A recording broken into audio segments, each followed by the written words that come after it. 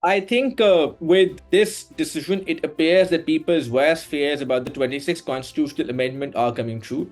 And I think which is why Justice Mansoor Ali Shah's repeated letters to the Chief Justice asking him to form a full bench to determine the constitutionality of the 26th constitutional amendment, those letters become extremely important. And I believe that until the constitutionality of the 26th constitutional amendment is determined, all such decisions passed by the constitutional bench of the Supreme Court will be seen with suspicion and will be the credibility of such decisions will continue to erode. While the decision rendered by the constitutional bench of the Supreme Court, through which it has allowed military courts to announce verdicts against civilians, raises a number of concerns. Now, firstly, let us not lose sight of the fact that previously a five-member bench of the Supreme Court had unanimously concluded that the trial of civilians by military courts offends fundamental rights, especially the right to fair trial. And the Supreme Court had previously declared that military courts cannot try civilians. So the Supreme Court has not been seized of this case for the first time. The constitutional bench of the Supreme Court is hearing an appeal against the Supreme Court's previous decision. And even though the fate of that appeal is yet to be decided, the Supreme Court has, as an interim measure, directed or held that for the time being, military courts should not be restrained from announcing verdicts against civilians. Now, that in itself is an issue. As we know that 85 people who were involved in 9th May, 85 civilians who were allegedly involved in 9th May, their verdicts may now be announced. Now, throughout the world, the trials of civilians by military courts raise a number of concerns about the right to due process and the right to fair trial.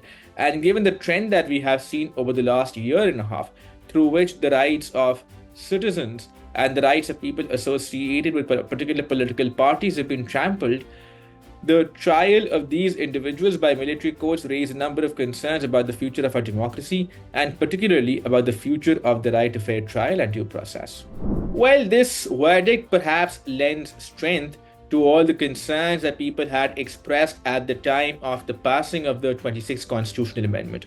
Now, you may recall that one of the concerns that people had expressed was that the constitutional benches of the Supreme Court will now be formed by a judicial commission, which predominantly has the government's representatives. And this is perhaps one of the first important decisions to come out of the constitutional benches formed at the Supreme Court.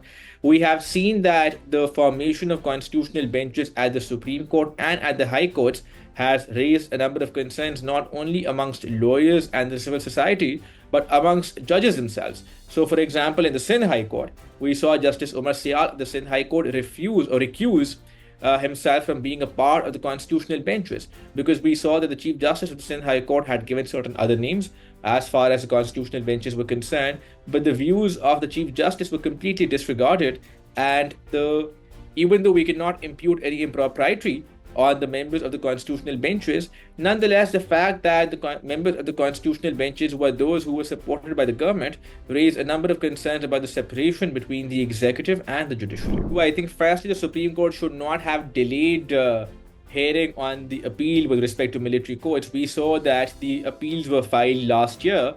And in fact, even when the appeals were filed, the filing of the appeals itself was extremely controversial.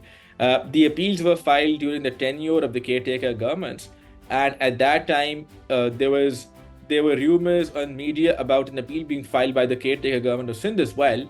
But the caretaker government at that time, the caretaker chief minister of Sindh, had denied filing any appeal and had strongly resisted pressures to file an appeal.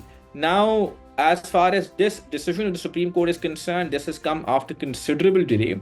And while that raises a number of questions as well, the alacrity with which the court has passed an interim order today, despite the fact that the earlier decision was rendered by a five-member bench, raises concerns about the integrity of judicial decisions as well.